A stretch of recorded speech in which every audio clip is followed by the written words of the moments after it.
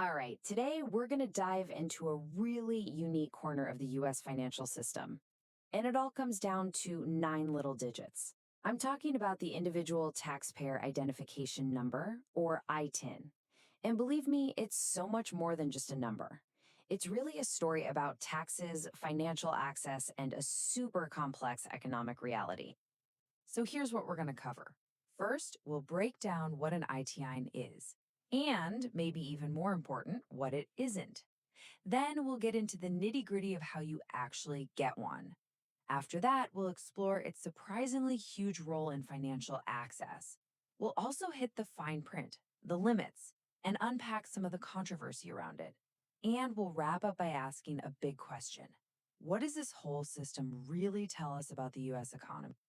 All right, first things first, we have to get our heads around the central paradox of the I-10. I mean, think about it. It's a number that lets you into one part of the system, but at the same time, it slams the door on another. Yeah, this question really cuts to the chase, doesn't it? It gets right to the heart of the ITIN's super complicated role. You see, it was originally created to solve just one specific problem for the government, collecting taxes. But in doing that, it ended up creating this whole new world of economic and social dynamics. Okay, so here's the official definition straight from the IRS. The phrases you really need to zero in on are tax processing number and not eligible for a social security number.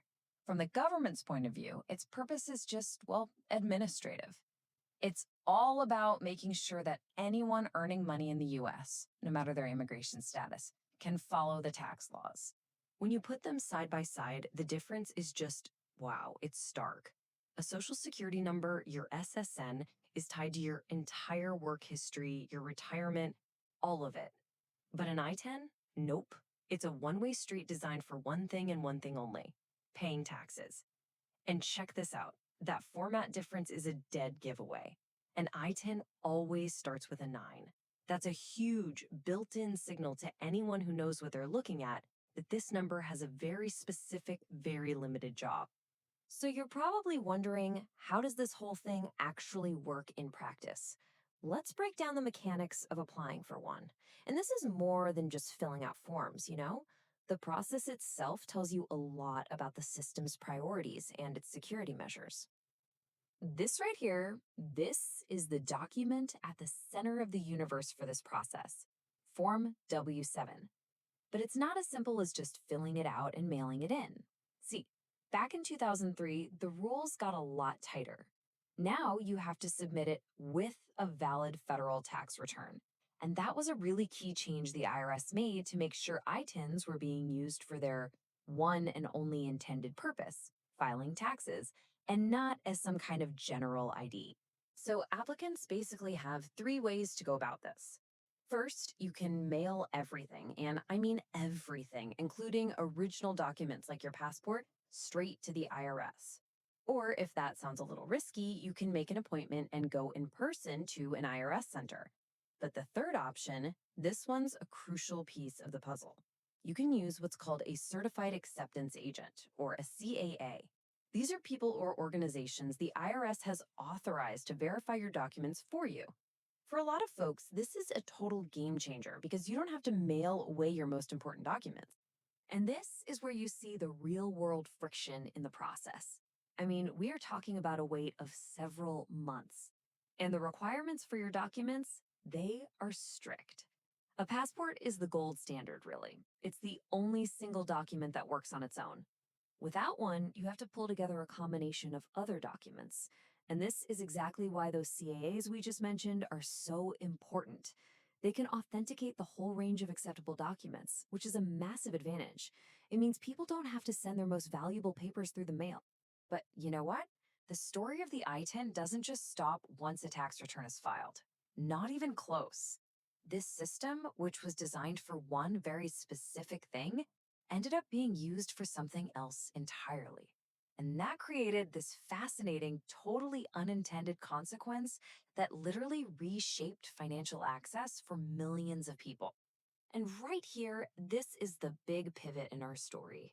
The ITIN, this tool created just for collecting taxes, somehow became a de facto key to the banking world. It basically filled a huge gap that the traditional banking system had just left wide open. So, what happened was financial institutions, especially credit unions, with their whole community focused mission, they saw an opportunity here. They started accepting ITINs instead of social security numbers to offer a whole range of products. And we're not just talking about a simple checking or savings account. We're talking about the real tools people need to build credit and get ahead in the economy. Things like car loans and credit cards. This quote here from a credit union, it really sums up the whole mindset, doesn't it? They see it as part of their mission to serve everyone in their community. For them, the ITN just became a practical tool. It was a way to reach a population that was being ignored and bring them into the formal financial system. Okay, but let's pause for a second. Before we go any further, it is absolutely crucial to understand the hard lines drawn around the ITIN. Just because it's being used in these unofficial ways doesn't change its official, legally defined limits. Not one bit. And here comes the reality check. We have to be crystal clear about this. An ITN is not a work permit. It does not get you Social Security benefits, and it has absolutely zero impact on your immigration status. It is for tax reporting, period. And that last point, it's really important. If a person ever becomes eligible for a Social Security number, they have to start using that SSN and stop using the ITIN. Here's another little detail you need to know. The ITIN pretty much has a use it or lose it rule. If you don't file a tax return for 3 years in a row, poof, the number expires. This policy really hammers home its one and only official purpose. You gotta keep filing your taxes. It's not some permanent ID that you can just get and hold on to forever. So it probably comes as no surprise that a system like this, one that sits right at the intersection of tax law, immigration, and finance, is going to be controversial. So let's take a look at the core arguments from both sides. Okay, so on one side of the debate, you have people who see it as a really pragmatic tool. They say, look, it brings people into the tax system, it recognizes their economic contributions, and it gives them a way to achieve some financial stability. But then, on the other side, you have critics who argue that it's basically a loophole that lets people sidestep immigration policy. They bring up security concerns, and they point to official reports, like from the Treasury Inspector General, about data integrity. They highlight things like widespread mismatches between names and numbers on W-2s and say, hey, this just makes administering taxes way more complicated. A huge piece of this whole controversy really comes down to data privacy. Now, the Internal Revenue Code, specifically Section 6103, has some really strong privacy protections.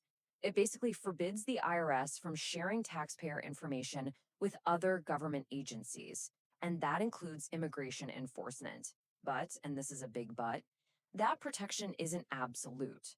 There are some very narrow exceptions, mainly for tax administration purposes, or if a federal court orders the info to be shared for a criminal investigation. So for the IRS, this is a really critical balancing act.